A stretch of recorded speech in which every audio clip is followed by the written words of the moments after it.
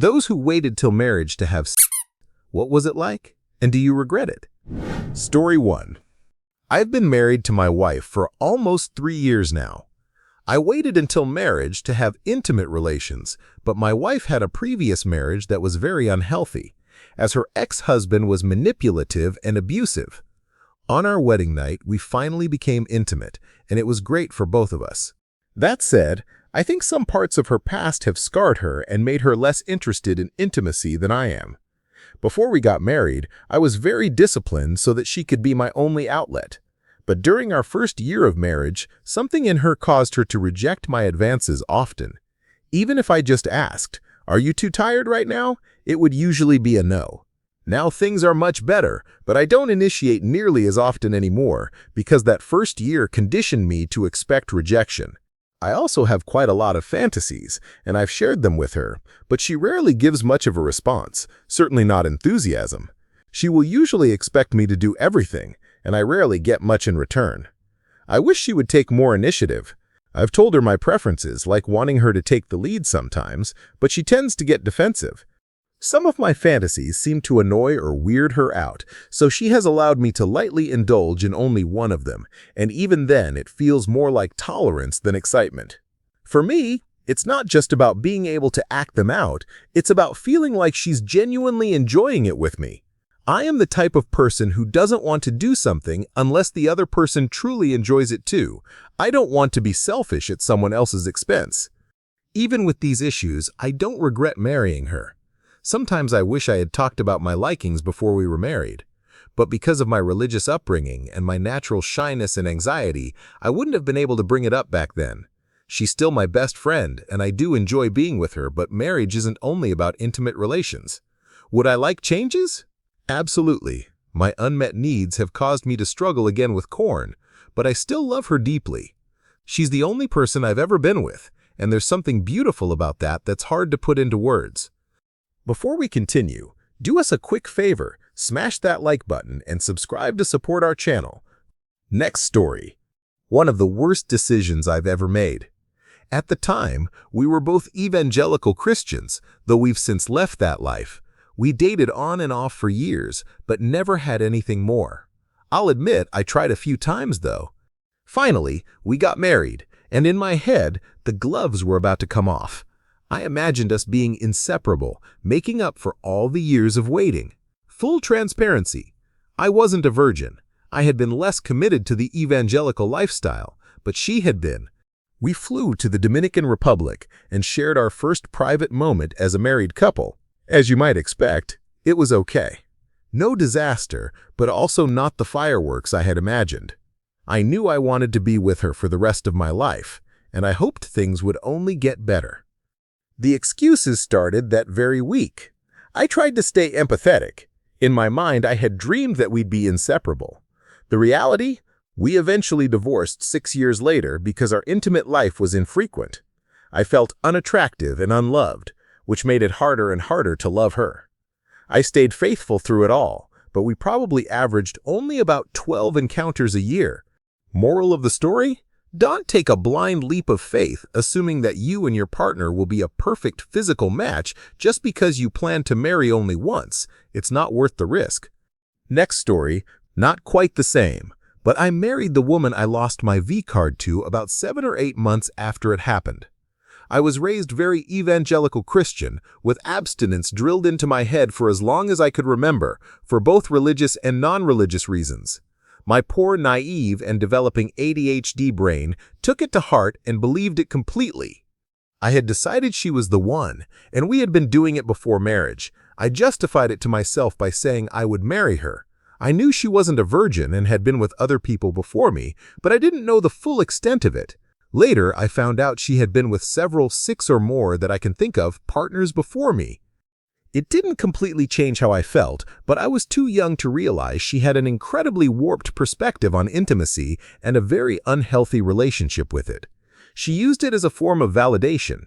A big part of that came from the fact that she had been essayed by her stepfather for several years, while her mother likely knew but chose to ignore it. Her mother was relying on his money to pay for her education to become a surgeon and was hardly ever home. That kind of home dynamic can deeply affect how someone understands and approaches relationships. We were 18 when we got married. I was insecure about my lack of experience and worried she would consciously or unconsciously compare me to her previous partners. I was also jealous of her experience and the number of people she had been with.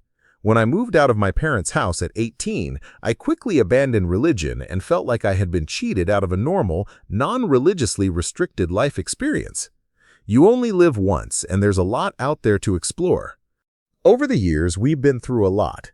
Ups and downs, marriage drama, working through both of our trauma, gaining weight and losing it, discovering new fantasies and interests. One of the most surprising realizations I had was that at 18, she wasn't actually any more skilled than I was. Her so-called experience came from a bunch of young guys who didn't know much either. I doubt any of them really cared about making her feel good or even knew how. None of that compared to the 11+ years of learning, growing, and experimenting we've had together. We've now been married for almost 11 years. Sometimes I still wonder what my 20s might have been like if I hadn't committed to her so young, but that matters less and less with every passing year. And honestly, I don't envy my male peers who are out there in today's dating scene. It looks exhausting. I genuinely appreciate the stability and trust that we have built together. Next story. I don't regret waiting until marriage. It was a boundary and value I had set. But honestly, it sucked. My ex-husband didn't tell me he had ED, which was a big surprise when we married. It affected him greatly on an emotional and egotistical level, leading to controlling and toxic patterns. I tried everything I could think of, but not much seemed to help. He was also really closed off to trying new things. Being religious, he struggled with physical shame and made me feel shame for wanting to explore. Ironically, I had my first relation with him, whereas he had been with other women before meeting me.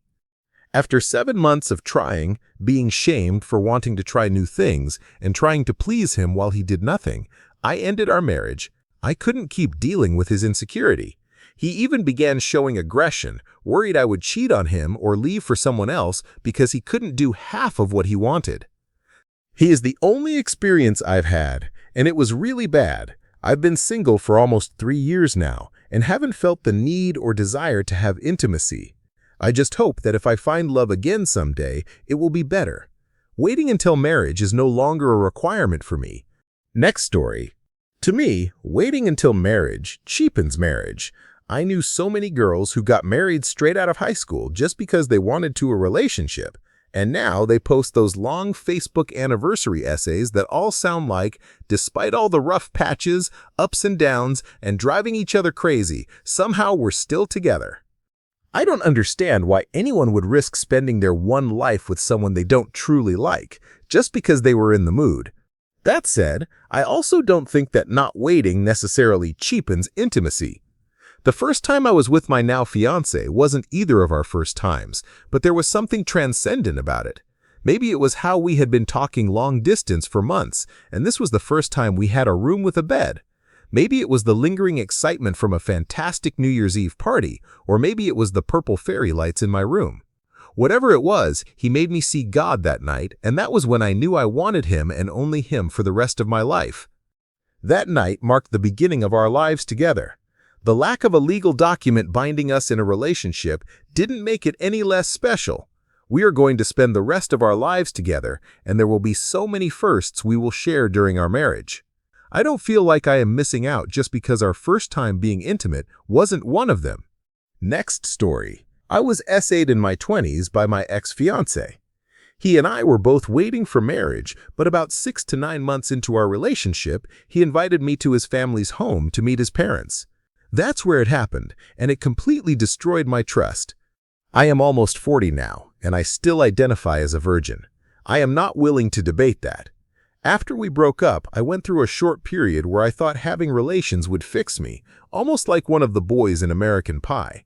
Though I've never actually seen the movie, just the previews, but that approach didn't work for me at all, and what little experience I did have during that time I honestly regret. I am in a strange place in life, because I have just enough experience to know that people can be intimately incompatible, but I am inexperienced enough to know that if I ever do have the experience, it's not something I'd want outside of marriage or with someone who isn't also a virgin. I know my story isn't unique. That's why I would think twice before judging anyone's decision to wait or not wait before getting intimate.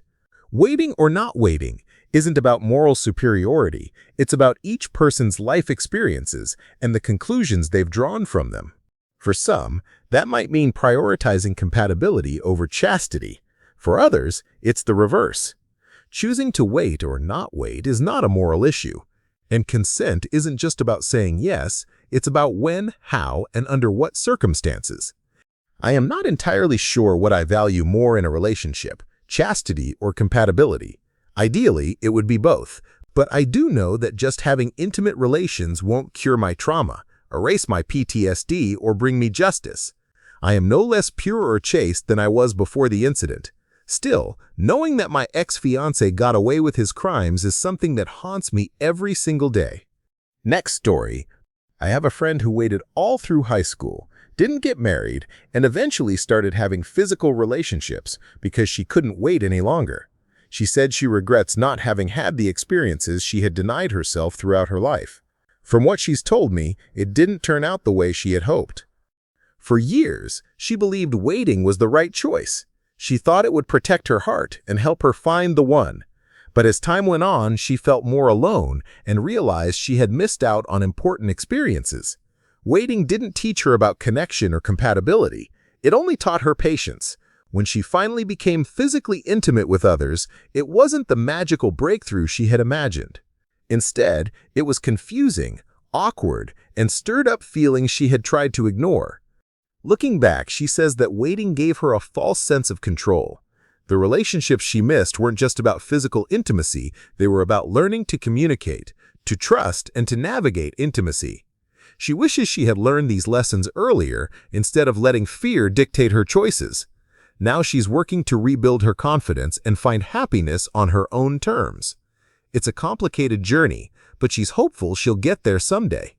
Whether you choose to wait or not, it's important to know yourself, be honest about your needs, and find someone who respects your unique journey. Next story. Our first attempts at intimacy didn't go well, but it wasn't our fault. I experienced nerve pain in my pelvis due to a spinal injury from my teenage years, which made intimacy very painful. Explaining this to multiple medical professionals was exhausting, especially since I hadn't been physically active before. It often felt like the modern American medical system wasn't sure how to handle a late-20s virgin experiencing this kind of pain. Even after sharing that I'd only had one partner, I was repeatedly asked about past experiences. The dismissal of female pain and the expectation to just tough it out made things even harder. It took a long time before I received meaningful pain relief, including internal physical therapy and injections. Through all of this, my husband's unwavering love and support were incredible. He genuinely wanted to be there for me, which was heartening in a system that often questions whether partners should even stay involved. In the end, we found ways to strengthen our relationship outside of the physical, and it has made our bond stronger than we ever imagined. Next story. I've only been physically close with my wife. Though we did become intimate before marriage, she had more experience in relationships and was much more comfortable overall. We both grew up in Christian environments, she in a mainline tradition, I evangelical, but our understanding of intimacy was very different. For years, I believed that certain types of intimacy were among the worst things I could do and that they would ruin me and my future marriage. I had a warped understanding of risks and consequences, reinforced by the true love waits ceremonies and church cards I signed growing up. Finally, in my 20s, I realized I was okay with being close to a partner, but starting with someone more experienced was challenging. She was kind and generous, but I honestly wish I had worked through these lessons at 16 or 17. I am still somewhat conservative about physical closeness and believe there is value in waiting at least a little while.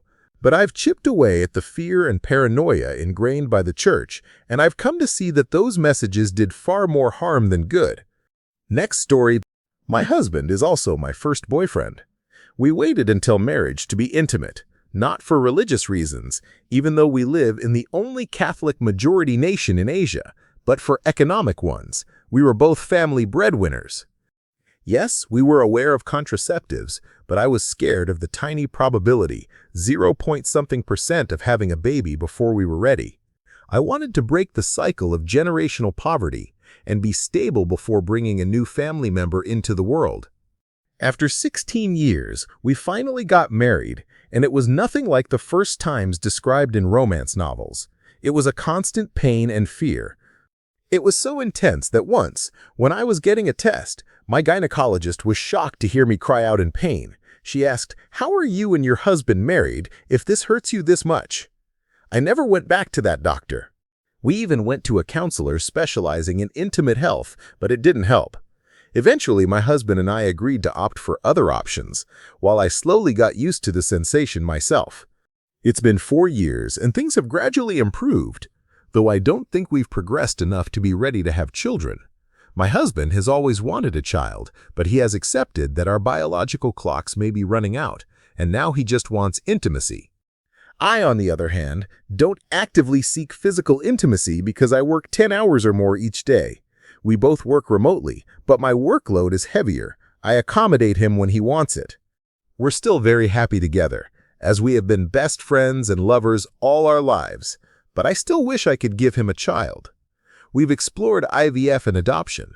IVF is too expensive, and he's lukewarm about adoption. I carry a lot of guilt because if I were to live my life again, I would still choose to wait until marriage. I am happy being child-free, and I don't crave intimacy, but I would explain this more to my husband because while he has never cheated and has shown no resentment about settling down with me, I still feel like I trapped him in a relationship where he may never realize his dream of being a father. Next story. We waited. We were, and still are to some extent, religious, and we believed that physical intimacy was meant to be reserved for marriage. We didn't kiss until we had been dating for a couple of months. Then we stuck to making out for about 3 months, and after that we got engaged. We had known each other for a couple of years as friends before dating, and then dated for 6 months before engagement. After getting engaged, we started doing more things. Looking back, it's wild and kind of hilarious. So by the time our wedding night came, we had done pretty much everything except the actual thing. The wedding night didn't bring the fireworks you might expect, though we had low expectations, so maybe that helped. We were exhausted from the day's activities, but the next morning was it. Since then, our intimate life has been fulfilling, with a few learning curves that most people experience when they start out. I think what makes our story interesting to others is that all of this happened when we were 33 and 28, late bloomers compared to most people. But it worked perfectly for us. It's nice not having anxieties about measuring up to past partners, though it seems most people don't worry about that. It's also nice not having the repression blues that sometimes make it hard for women to enjoy, which people in our situation have reported. All in all, it worked very well for us. I think the gradual build-up helped us feel comfortable and confident with each other by the time we got to our wedding night and honeymoon. I don't know anyone in the religious communities I've been a part of who would recommend that approach, but it gave us a special marker for our wedding while also allowing us freedom to enjoy intimacy fully. I am a little less religious now than I was back then, so I am less strict about waiting until marriage, but I am very grateful for our experience. It worked out wonderfully for us. Next story. I had an active, intimate life before I decided to join a church and commit to celibacy until marriage. I maintained that celibacy for about 7 years until I got married. The woman I ended up marrying is amazing. And yes, I told her I wasn't a virgin before I even asked her to marry me. During our dating period, we spent a lot of time alone together at my apartment. Many times we could have gone for it, and there were plenty of moments when we really wanted to. But most of the time we either stopped or I ended up leaving the room to calm down. It was challenging to manage our desires, but we stayed committed. The most important thing that came from waiting until marriage is the trust we have in each other. I don't worry about her being around other men. If she could hold back when she was alone in her fiancé's apartment, I don't need to worry that she might be swayed by someone else or give in to her desires. She knows I would do the same. The second best thing is the incredible level of respect and admiration we have for each other. We know we can control our most primal instincts and desires. We know we are, above all else, rational and faithful, both to ourselves and to each other. That means we can stand strong against whatever life throws at us, and the hardships we've faced so far have only made us stronger together. I couldn't feel more blessed to be married to the most incredible woman I've ever met in my entire life. If you ever read this, I love you more, honey. Next story. I am a Christian. My wife was raised in Christianity, attending church in the U.S. South, but she doesn't believe. I don't think waiting until marriage is actually a central tenet of Christianity. But I do believe that physical intimacy is a powerful and potentially dangerous force that is safest within the context of a healthy marriage or similar committed relationship. I didn't have any form of physical relation until our wedding night. My wife had previous experience with former partners. We lived together for a year before getting married, much to the chagrin of my parents, and during that time we were physically close but didn't have full intimacy. Our wedding night was fantastic. It felt like a natural continuation of our relationship. I have no regrets at all. A couple of side notes. First, the concept of virginity has been misused by the church to scare children into abstaining from physical relations before marriage. I strongly oppose this practice. I don't think I am better or purer than anyone else because I waited. As Jesus said, it's not what goes into your mouth that defiles you. You are defiled by the words that come out of your mouth. Matthew 15:11 NLT. He was discussing unclean food practices with the Pharisees, but I believe it applies to relations as well. How you treat your partner, how you think of them and speak to them is far more important than following strict rules about intimacy. Second, on the other side of the spectrum, compatibility is often cited as a reason to be intimate before marriage, but I don't agree with that either. I believe soulmates are made, not found. You become your spouse's ideal through marriage, and they become yours. Of course, you shouldn't marry someone who shares none of your values, but you can discover that without being intimate. My wife and I had deep conversations about everything before we got married, including physical intimacy. I didn't need to test our compatibility physically. I already knew we were compatible when I said my vows. Next story. I waited and do not regret it at all. Our first intimate experience was pretty good, enjoyable for us both, and not awkward.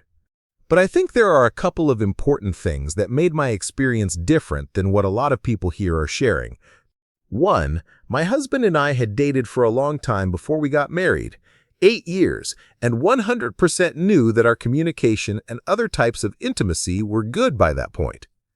Good communication can go a long way to fixing any issues that come up regarding preferences, etc. Also, we didn't rush into getting married for the sake of banging, like I think many people feel pressured to. 2. I was raised religious and pro-abstinence until marriage, but not against physical intimacy. I was always taught that it is a good thing and not just for making babies, which is an awkward thing for your parents to say to you, but better than the alternative messaging.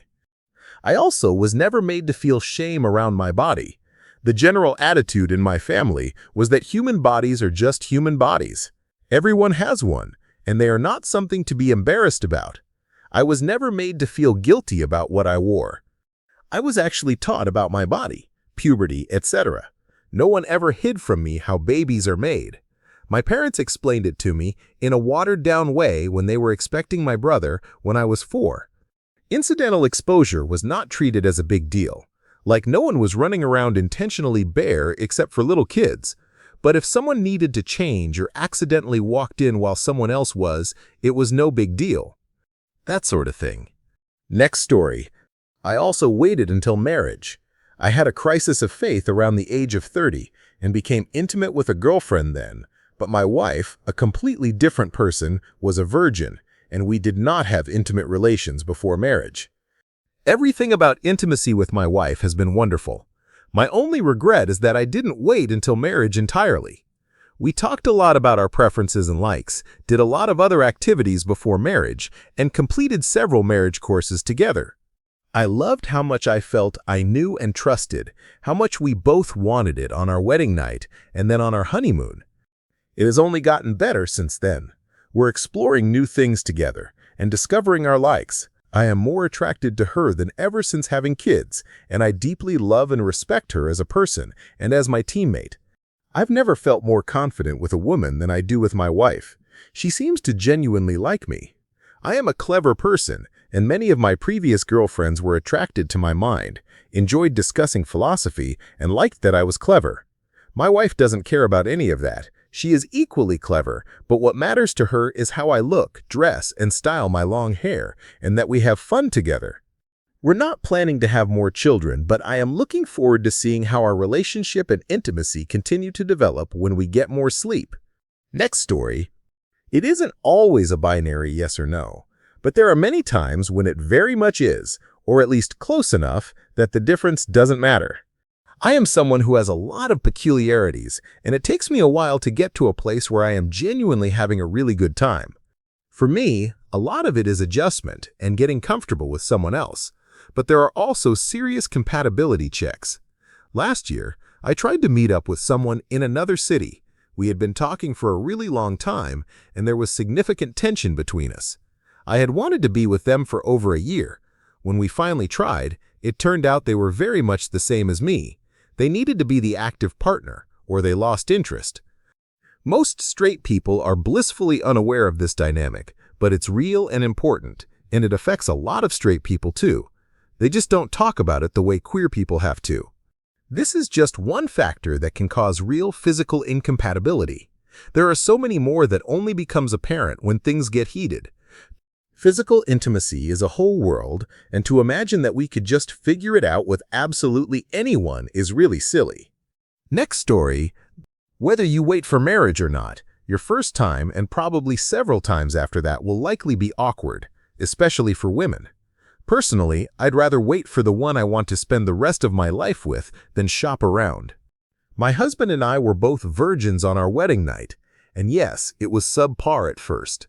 Of course, it was neither of us had done it before, but with time, patience, and practice, we grew together. What was awkward became fun, and now we have a great intimate life. I don't regret waiting at all. The key to all of this has been honest communication. I've never faked it for his ego, so he's never built up false assumptions about what I like or don't like, and vice versa. I tell him what I do and don't want, what feels good or bad, so that we can figure out together what works. We also have fun with it. Sometimes things don't go the way we expect, and instead of getting upset, we laugh about it. It's way less stressful that way, and being relaxed makes it better. To the ladies out there, marry a man if that's your thing, who genuinely cares about how you feel. You don't need intimate relation to figure that out. It shows in 100 different ways in your relationship. Next story. Waiting until marriage is not as impossible as it sounds. It's not easy either because you have to fight your inner passions and temptations. But it is possible if you are determined enough. No one is born with knowledge about how to navigate intimacy, so when both partners are saved for each other, it creates a unique bond, one that elevates their relationship above any other. Of course, there will be ups and downs, like in any part of life, but having the certainty that you were chosen not for superficial reasons provides a sense of security that anyone would want. Especially for women. I think it's important to feel wanted for who you are, not just how you look, but this applies to men as well. I can say it was worth it. Knowing I hadn't had any prior relationships before marriage allowed me to offer my wife something no one else could. And I also felt special knowing I received something from her that no other man ever would. Yes, there are many things we continue to learn and improve in our intimacy, but we have a lifetime ahead to explore and discover together. That is something truly special. For me, it was completely worth it, and I would gladly recommend it to anyone if possible. Next story. I just want to address something about the idea of stagnancy, because young impressionable people might be reading this. The notion that waiting to have any intimacy until marriage will somehow prevent your relationship from stagnating can be misleading. I see this mentioned a lot in wait until marriage circles, and it can be problematic. If you think that living together and having close, intimate relation will make your relationship stagnant or remove any incentive to marry, then you're not approaching marriage for the right reasons. My fiancé wants to marry me, and I want to marry him because we want to spend our lives together, not because marriage will allow us to do anything we aren't already doing. I will note that we are older, so moving this quickly might not be ideal if you're 22. Our wedding is in 7 months, and we couldn't be more excited. Marriage won't change our relationship in any fundamental way. It just formalizes what we already have and marks the next stage of our lives together. To the women reading this, if he truly wanted to, he would. You should never feel the need to manipulate a man or a situation to make him marry you. Don't ever forget that. Next story. Story time. This is definitely an edge case, but it's still pretty interesting. I dated this girl for a while back in the day, but it never went anywhere. We were close, but that was it. Fast forward 10 years, and I randomly run into her at Olive Garden. The second she sees me, her eyes light up, and she rushes over to say hi. I can tell she's genuinely excited to see me. We exchange numbers, and almost immediately she asks if I am busy that night. We hang out and talk, and she ends up telling me that after we broke up, she moved for work and met the man of her dreams. She had been religious and wanted to wait until marriage, the whole 9 yards. They got married, but their early married life didn't go as smoothly as she expected. For months, things were difficult, and eventually, after about 18 months, they separated. When she ran into me, she still had that spark and energy that made her so memorable. Honestly, I felt really bad for her, but it was great to reconnect and see her thriving despite everything. Next story, my wife and I were both virgins when we got married, and I have no regrets whatsoever. We went into it with no expectations or preconceived notions, and we learned together. At first, it was a little awkward, but we both cared about each other and wanted to figure out how to grow closer and enjoy our time together. One of the things we're most grateful for is that we had no past relationships to compare each other to. It was freeing in that sense. My only minor regret is that we crossed a few personal boundaries leading up to marriage, which slightly diminished the sense of anticipation for our wedding night. We're both Christians, so I suppose that isn't too surprising. Edit. For those who talk about testing compatibility or similar concerns, I think it's largely unnecessary. Early on in our dating, I was honest with my wife about myself. I shared that I valued spending quality time together and building closeness, and I wanted to make sure that worked for both of us. By talking openly, even knowing that early moments might be awkward, I learned the kind of person my wife is and that we could patiently grow together. The initial awkwardness wasn't too bad, and honestly, it was still fun and exciting. Next story. We waited, and I am so glad. I feel like it was less awkward figuring things out with someone I was already committed to for life than it would have been in a situation where I had more insecurities. We spent a lot of time reading and preparing for our life together before the wedding, and we also talked with friends and mentors who had experience in relationships, so we weren't completely in the dark. I was a little nervous about what to expect on the wedding night, but because of all the preparation and conversations, it went smoothly. I felt comfortable and ready, unlike some of my friends who hadn't taken the time to prepare emotionally or mentally. I feel like the experience of really wanting to do something together but choosing to wait was a valuable growth opportunity for us. It was an exercise in self-control, patience, and understanding each other's needs. And now I trust him completely, even during times when we experienced a period of less closeness after our second child. I never worried about his commitment or feelings toward me. I knew he was with me for who I am, not just for any physical aspect of our relationship. He proved his patience and dedication, and that gave me confidence and peace of mind. Because we focused on getting to know each other emotionally and building trust, we spent a lot of time talking, learning about one another, and connecting on a deep level.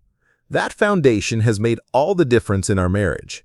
It also made the wedding day feel extra special and exciting, knowing that we had built such a strong bond leading up to it. No regrets here. Waiting and taking the time to grow together before fully entering the next stage of our lives was worth every bit of effort. It strengthened our relationship and created a level of trust and understanding that continues to serve us well today. Next story. Yes, I absolutely agree with this.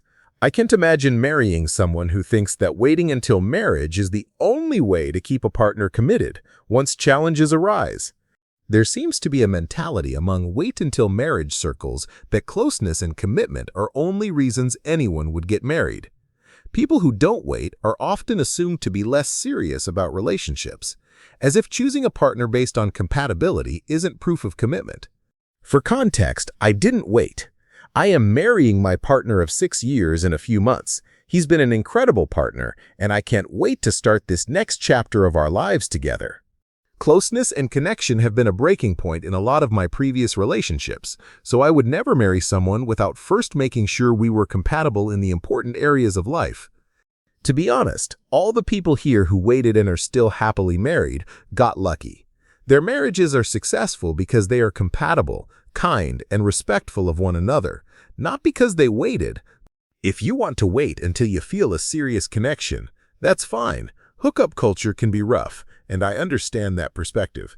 But it's incredibly important to go into something as serious as marriage with a strong understanding of who your partner is and how you connect with them. Next story. My girlfriend invited her best friend and her fiancé on a vacation with us. The fiancé was sick for the first couple of days, and he didn't know how to swim, so we spent a lot of time as a trio, including her best friend in activities that didn't involve romance. On day 3, we were swimming. My petite girlfriend was having a blast as I tossed her into the deep end of the pool like she was some kind of synchronized swimmer. She convinced her best friend to try it too. Catching her was easy, but when I picked up her friend, she got really embarrassed and asked me to stop. I immediately did, and she headed off to the changing rooms to meet her fiancé. That's when I realized my girlfriend had been jumping into the pool for attention and fun, not just for casual play. After the vacation, her friend and her fiancé experienced some tension in their relationship. Within a week, they decided to spend more time getting to know each other as a couple, which eventually led to them separating. Last I heard, she ended up finding a really great guy and started a family. Next story. I waited until marriage, but my wedding night revealed something I hadn't known about myself. I have a medical condition that makes certain physical closeness extremely painful. For those who don't know, it can be very difficult to manage, and treatment usually involves therapy, specialized exercises, and sometimes support for anxiety. Because my body had been conditioned by purity culture, I simply couldn't relax. My husband became angry, insisting I was denying him something he deserved. Our honeymoon was awful, and the rest of our marriage was emotionally challenging. He even refused to let me seek proper treatment because of the cost. After about a year, I left. I am remarried now and have a healthy, close, and supportive relationship with my new partner. Ladies, if you want to wait until marriage because it's your choice, that's perfectly valid, but please don't let purity culture dictate your body or your mind. It can cause real physical and emotional harm, and it can lead to unnecessary suffering. Next story. The problem with a lot of stories that say, "We don't regret waiting," is that they assume waiting was necessary for a good outcome. In reality, many couples would likely have been happy together even if they hadn't waited. Waiting can feel like a gamble that just happens to work out. Think of it like playing blackjack with a large sum of money. You have the option to see the dealer's cards before deciding to hit or stay, but you choose not to. Sure, you might still win, but you didn't gain anything by ignoring the information, and you risked losing unnecessarily.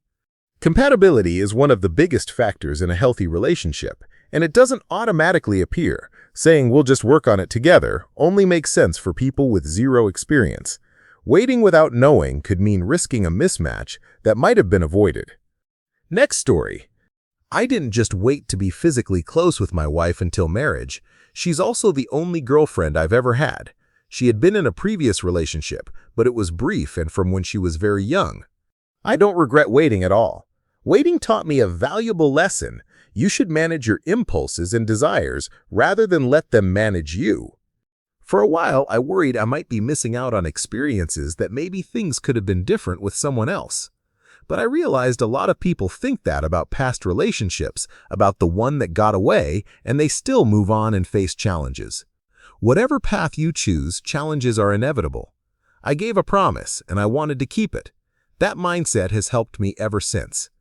When I think about what I want to teach my kids, I don't believe in making blanket rules about waiting, but I do think everyone should learn to manage their impulses and figure out the best way to do that for themselves. Next story.